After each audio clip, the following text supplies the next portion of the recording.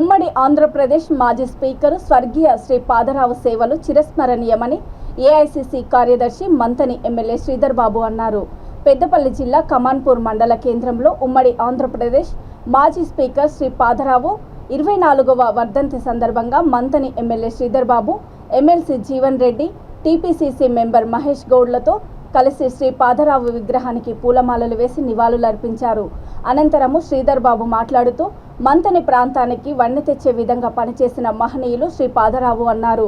ఒక కుటుంబ సభ్యున్ని కోల్పోయిన విధంగా గుర్తు చేసుకుంటూ ఇది మాకు ఒక స్ఫూర్తిదాయకమైన విషయము. ఎల్లప్పుడూ అభివృద్ధి సంక్షేమం వైపు పనిచేసే ఒక నాయకుడు శ్రీపాదరావు అని తెలిపారు. రాష్ట్రంలో ఉన్న ఆర్థిక వనరులలో సింహభాగాన్ని మంతని ప్రాంతానికి తీసుకురావాలన్నదే వారి తాపత్రయమని వారు గుర్తు చేశారు. అధికార పక్షంలో స్పీకర్గా 3.5 సంవత్సరాలు ఈ ప్రాంతం అభివృద్ధి సంక్షేమం కోసం ఎల్లప్పుడూ ఆలోచన చేశారన్నారు. ప్రతిపక్షంలో ఉన్న అధికార పక్షంలో ఉన్న అమాయకులు బలి కావద్దని కొట్లాడి స్ఫూర్తిదాయకంగా నిలిచిన వ్యక్తి శ్రీపాదరావు అని తెలిపారు. అభివృద్ధి సంక్షేమం కోసం మాత్రమే కాంగ్రెస్ పార్టీ పనిచేస్తుందని తెలిపారు. ఈ కార్యక్రమంలో కాంగ్రెస్ పార్టీ నాయకులు, కార్యకర్తలు, కాంగ్రెస్ పార్టీ ప్రజాప్రతినిధులు, మాజీ ప్రజాప్రతినిధులు, అన్ని విభాగాల నాయకులు పాల్గొన్నారు.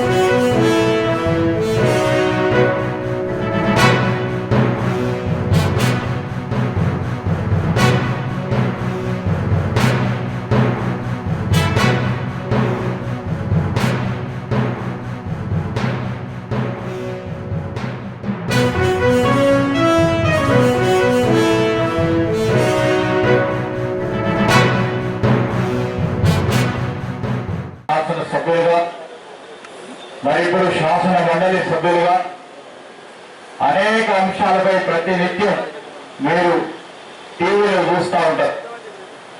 ఏదైనా సమస్య ఉంటే ఆ సమస్య ముందు నిలబడేది ఎవరు అంటే జీవన్ రెడ్డి గారు.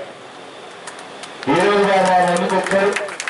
ఈరోజు వారు ఈ సభా కార్యక్రమంలో పాల్గొనడానికి మరి మీ ప్రియతమ నాయకులు కీర్తిశేషులు శ్రీపాదరావు గారి నివాళులు పలకడానికి రావడం జరిగింది. అదేవిధంగా ఇంతకుముందు అన్వేష్ రెడ్డి గారు, నేను ఇంతపూర్వకం చెప్పాను, మా కిసాన్ సెల్ రాష్ట్ర అధ్యక్షుడు ఈ రైతుల గురించి నిరంతరం పోరాటం చేస్తూ ధరణికి సంబంధించిన అనేక అంశాలపై పెద్ద ఎత్తున ఉద్యమాలు చేపట్టిన నాయకుడు. మరి వాస్తవికంగా కమ్యూనిస్టు భావాలు కలిగిన వ్యక్తి అతను.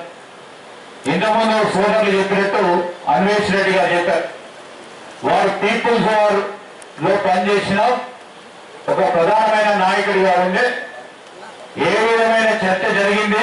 శాసనసభ్యుడిగా ఎంపికై తెలుగుదేశం పార్టీలోని మంత్రి బాధ్యతలు నిర్వర్తించి శ్రీపాదరావు గారు ఏదైతుండో వాళ్ళు కాంగ్రెస్ పార్టీ శాసనసభ్యుడిగా ప్రతిపక్ష హోదాతోని వారు శాసనసభలో అడుగుపెట్టిందని చెప్పండి.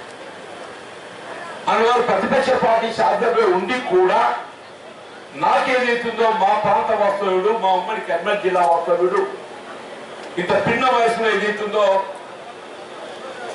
మరి పెద్ద బాధ్యత నిర్వర్తిస్తున్నటువంటి ఒక భావనతోని నాకు ఒక మార్గదర్శకుడుగా, గైడ్గా నాకు నిలిచినటువంటి శ్రీపాదరావు గారు నేను చెప్పండి.